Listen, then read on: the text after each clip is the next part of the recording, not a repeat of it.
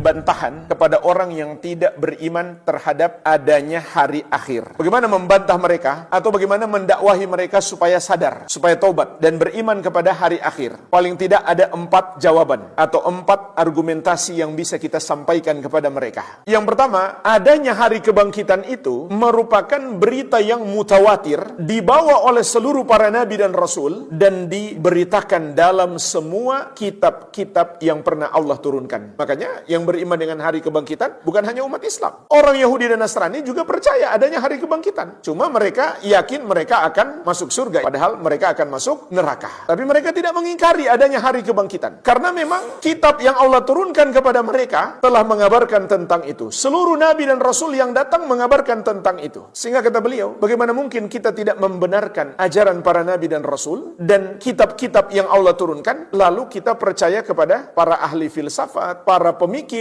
dan orang-orang yang mengeluarkan pemikiran-pemikiran yang rusak seperti ini. Jadi memang pemikiran yang rusak seperti ini berasal dari sebagian ahli filsafat. Karena menurut mereka tidak masuk akal mereka. Jadi pertanyaannya jemaah sekalian, apakah pantas kita mempercayai para ahli filsafat lalu kita menolak berita-berita para nabi dan rasul dan kitab-kitab yang Allah turunkan? Tentu tidak pantas. Jawaban yang kedua, akal sehat manusia memastikan bahwa hari kebangkitan itu tidaklah bertentangan dengan akal sehat. Itu bisa dibuktikan dengan 3 bukti. Bukti yang pertama yang dapat diterima oleh akal sehat adalah setiap orang tidaklah mengingkari bahwa seluruh makhluk atau setiap makhluk dulunya tidak ada, termasuk dirinya. Dulunya nggak ada, kemudian menjadi ada. Maka Allah yang menciptakan kita yang tadinya tidak ada sama sekali, kemudian menjadi ada, tentu lebih mampu lagi untuk menciptakan kita kembali setelah sebelumnya kita sudah pernah ada. Dan ini Allah Subhanahu wa taala ingatkan juga dalam banyak ayat. Di antaranya dalam surat Ar-Rum ayat ke-27. Wa huwallazi yabda'ul khalqa tsumma yu'iduhu wa huwa ahwanu 'alaihi. Dialah Allah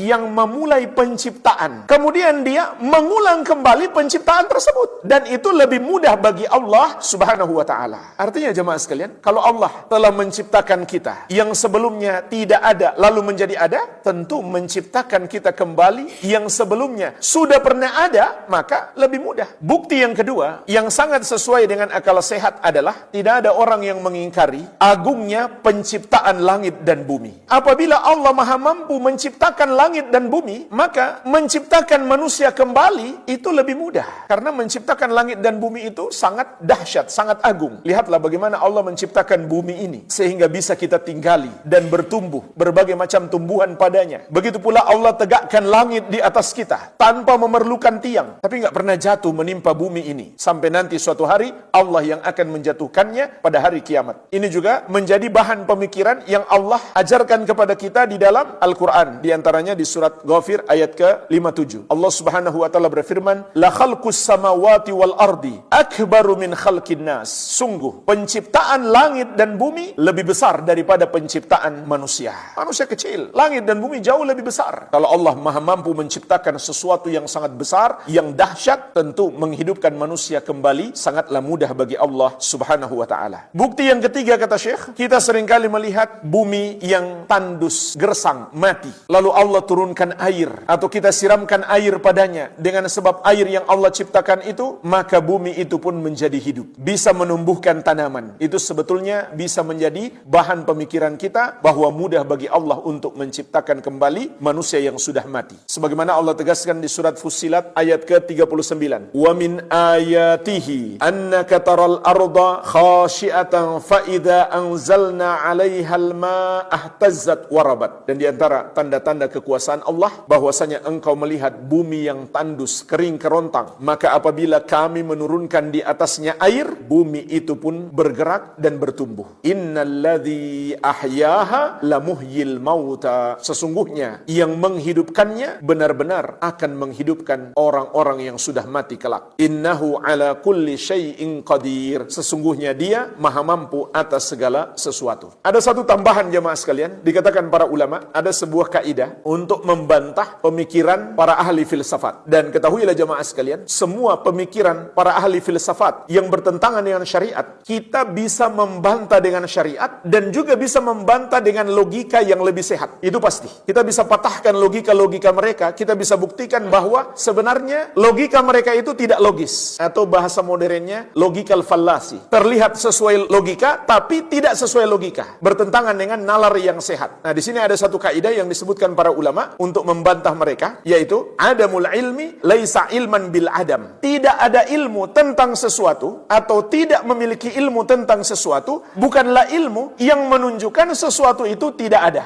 Contoh, kalau saya mengatakan, saya tidak tahu Ahmad apakah ada di majelis ilmu ini atau tidak. Maka ketidaktahuan saya bukanlah suatu pemastian bahwa Ahmad tidak hadir. Paham? Bisa jadi dia hadir, cuma nggak kelihatan. Nah, itulah bantahan terhadap ucapan mereka atau pendapat mereka. Akhirat itu nggak masuk akal. Kenapa? Kita nggak bisa buktikan dengan akal kita. Maka kita katakan, ketidakmampuan akal Anda untuk memastikan adanya akhirat, itu bukan bukti bahwa akhirat tidak ada. Jawaban yang ketiga, kata beliau rahimahullah, bahwasannya adanya kebangkitan sudah terjadi dalam kenyataan dan disaksikan oleh panca indera. Dan ini banyak ya, Allah sebutkan di dalam Al-Quran. Di antaranya dalam surat Al-Baqarah ayat 259. Allah subhanahu wa ta'ala berfirman, "Au kalladhi marra ala qaryati wa hiya khawiyatun ala urushiha." Atau seperti orang yang melewati satu kampung yang telah hancur. Atap-atap rumah di situ telah jatuh menimpa penghuninya. Mati semua mereka. Qala, ia pun berkata, "Anna yuhyi hadhihi Allahu ba'da mautiha." Bagaimana bisa Allah menghidupkan orang-orang yang sudah mati ini? Fa amatahu Allahu mi'ata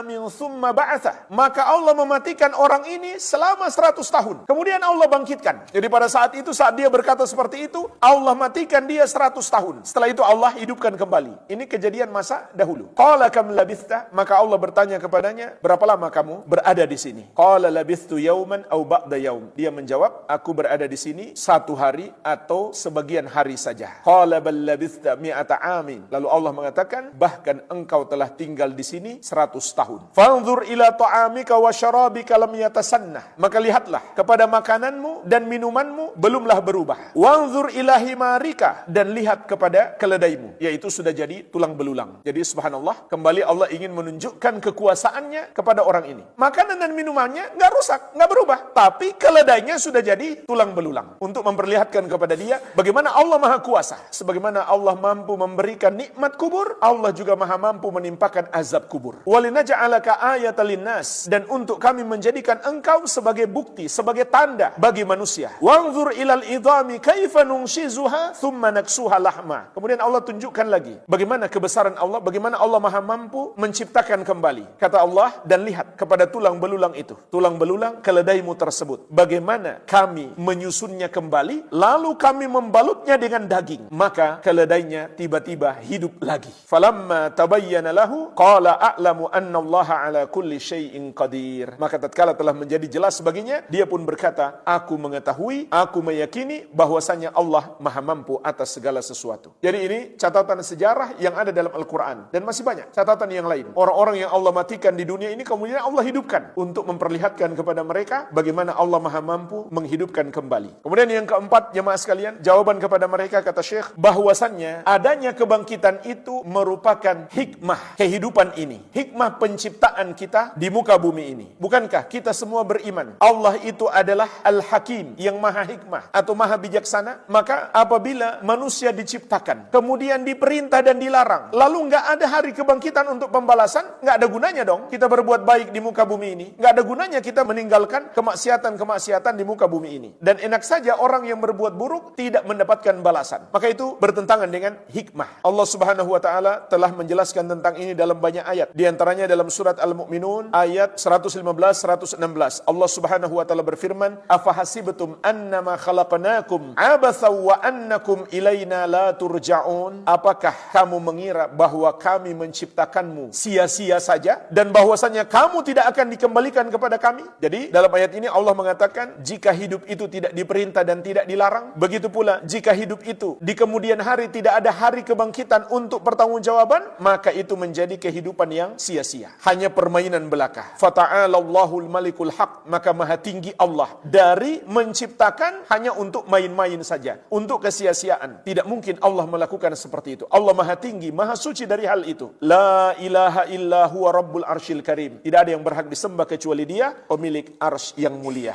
Al-Amwah menemani ibadahmu juga hijrahmu.